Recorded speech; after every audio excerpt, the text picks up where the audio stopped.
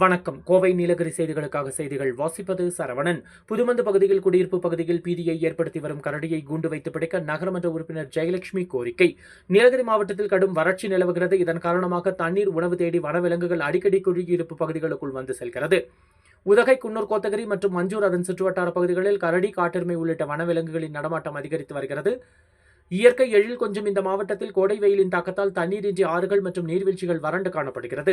இதன் காரணமாக வனப்பகுதியில் உள்ள வனவிலங்குகள் தண்ணீர் மற்றும் உணவுகளை தேடி குடியிருப்பு பகுதிகளுக்குள் நுழைவது தொடர்கதையாக உள்ளது.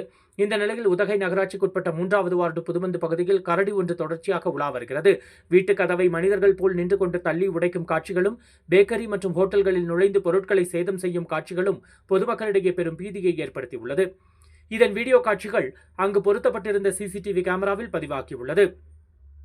தொடர்ச்சியாக கரடி அந்த பகுதியில் உலா வருவதால் பொதுமக்களிடையே பெரும் பீதியை ஏற்படுத்தியுள்ளது. இது தொடர்பாக 3வது வார்டு நகரமன்ற உறுப்பினர் ஜெயலட்சுமி, மாவட்ட வன அலுவலர் கௌதம் மற்றும் வனச்சரகர் சசிகுமார் ஆகியோரிடம் பொதுமக்களை பீதிக்குள் ஆழ்த்தும் கரடியை கூண்டு வைத்து பிடிக்க வேண்டும் என்று கோரிக்கை மனு வழங்கினர்.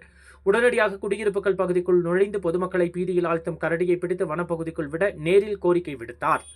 கோவை நீலகிரி செய்திகளுக்காக எமது சிறப்பு செய்தி ஆசிரியர் தமிழ் வெங்கடேசன்.